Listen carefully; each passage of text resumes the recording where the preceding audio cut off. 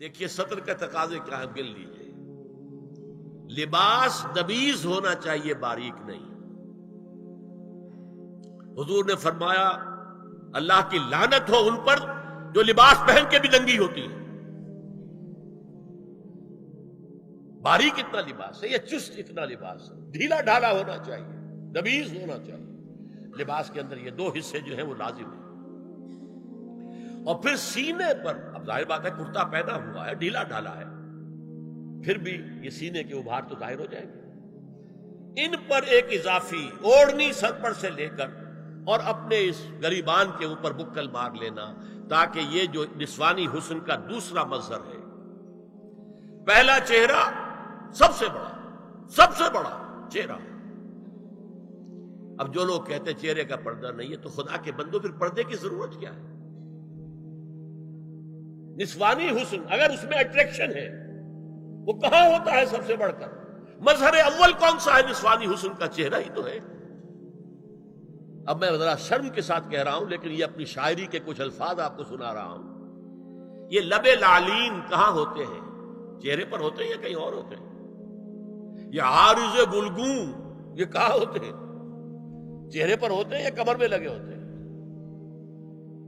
یہ چاہے زقن، ٹھوڑی میں اگر کچھ کھڈا پڑا ہوا ہو، چاہے زخم، یہ تعریفیں جو شاعری میں ہوتی ہیں یہ کہاں ہوتا؟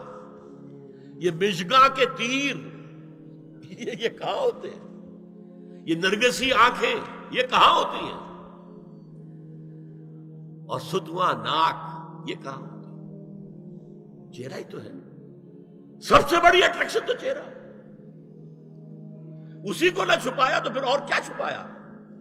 ہاں دوسری چیز، چھاتی کے ابھار بہت اٹریکٹیو ہوتے ہیں انسان کے لیے۔ اس کے لیے یہ ہے کہ وَلْيَضْرِبْنَ بِخُمُرِهِنَّ عَلَى جُيُوبِهِنَّ، کرتا بھی نبیز کپڑے کا ہو، کرتا جو ہے ڈھیلا ڈھالا بھی ہو، شلوار اور نبیز تر کپڑے کی ہو، ڈھیلی ڈھالی ہو، اور اوڑھنی کا بکل جو ہے اپنے سینے پر مار لیا جائے۔ اب اس کے بعد فرمایا وَلَا يُبْدِينَ زِينَتَهُنَّ إِلَّا لِبُعُولَتِهِنَّ۔ اب یہاں یہ زینت کا لفظ آ رہا ہے چہرے کے لیے، اور چہرے ہی میں کچھ سنگھار بھی ہوتا ہے۔ کچھ سرما لگایا ہوا ہے، فرض کیجئے کسی اور طرح کا کوئی زیور پہنا ہوا ہے، گلے میں پڑا ہے، کانوں میں بدے ہیں، وغیرہ وغیرہ، یہ زینت چہرہ، اور اس کے ساتھ کوئی بناؤ سنگھار کا معاملہ، جس کی کہ حضور صلی اللہ علیہ وسلم نے تلقین کی ہے۔